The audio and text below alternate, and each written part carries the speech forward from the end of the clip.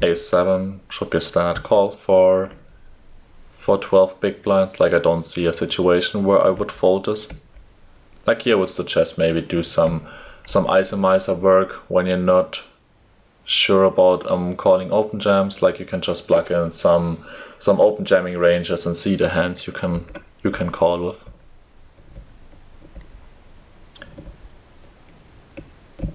E5 offsuit against a small bet, we can definitely call with our bottom pair. Now we hit trips. I really like the donk here. Maybe we can do a bit smaller. We have only 270 behind, so if you bet 70 here, the pot is like 280 on the river and we have 200 behind. So I think 70 here or even 60 is a bit better as it looks a bit weaker. But I like the donk here unless he's really aggressive, because that's a card which most people just check behind with their 9x and even with their king x sometimes, with their weaker ones, and especially with all their draws. But all of those hands will call a turn, bet, and most of them also river jam. So very well played, and of course on the river we're jamming for value. Fortunately we run into full house this time. King 9, flop 2 over cards, so second pair, 1 to top, to second card, 1 to the top card.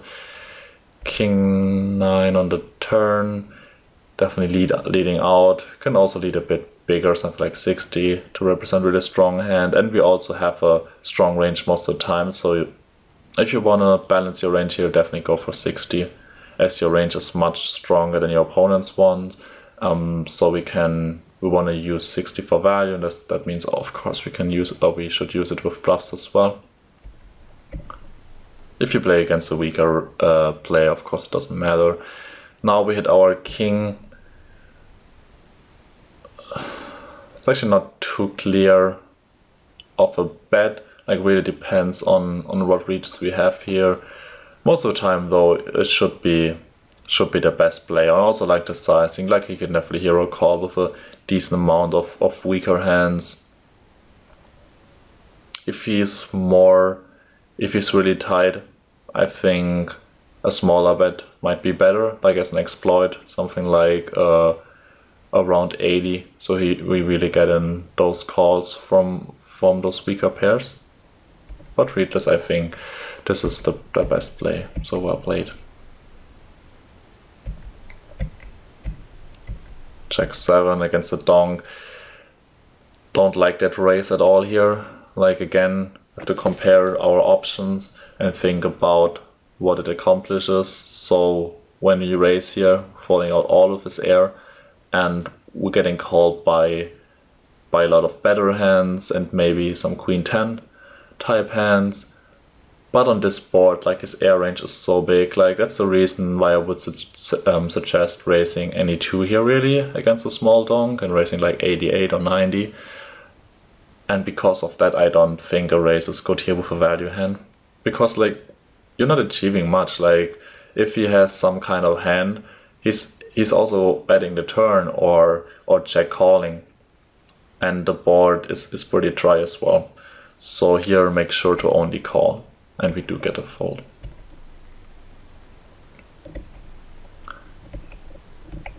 Queen 7, check behind against limb. Here readless, so against a more passive opponent I would just lead out something like 30 for value, so bet folding. Against a more aggressive opponent, check calling is definitely fine.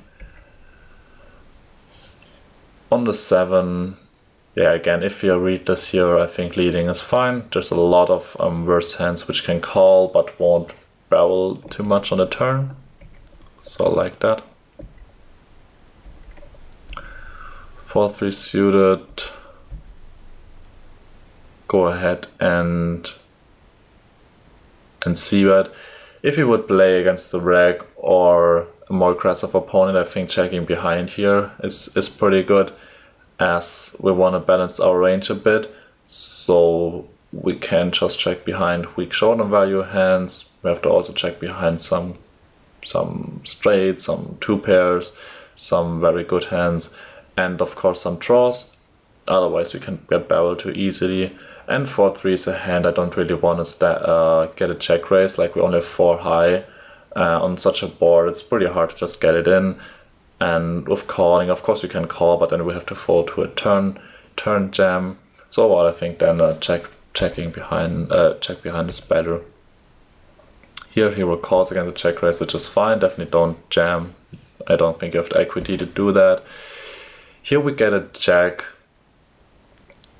and here it's really close. Like, any reads would be good.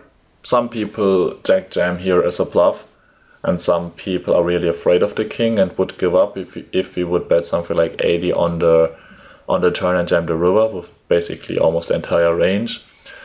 Readless I probably would check behind as we have a lot of equity, but we can't really bet call. So I like to check behind. Here he checks again. I think it's a decent spot for us to be jamming. Like, it looks really weak from villain. And we can represent a lot of good hands here now on the river. So I would probably just jam, make sure he folds his 8 or even a 10. He can definitely play that way and fold now on the river, as it's a really, really ugly board for him. So yeah, I would prefer the jam here over check. King 10, call a small 3-bet. On the flop, I really like the check. It's one of those spots, again, the board is like super dry, and if we bet, we fold out his air, but we're not really accomplishing anything because we only have 350 behind in a pot of 160, so we can just bet turn and river in case he decides to check on the turn.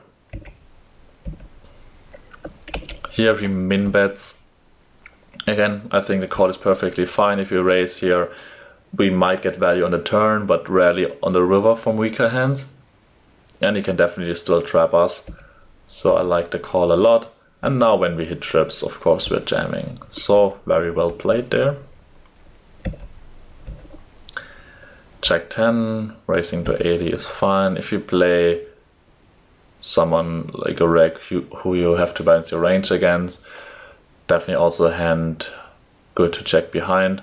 Like, you don't want to always raise your Broadway stand, otherwise your checking behind range will get too weak. But here we raise, and pretty good board to c-bet, and against the raise, yeah, it's really weird situation. Like, of course you have kind of a flush or better jack, but this rest of the range will be air then, so again a spot where calling is much better than just jamming. So I like that play. But then I don't understand the jam.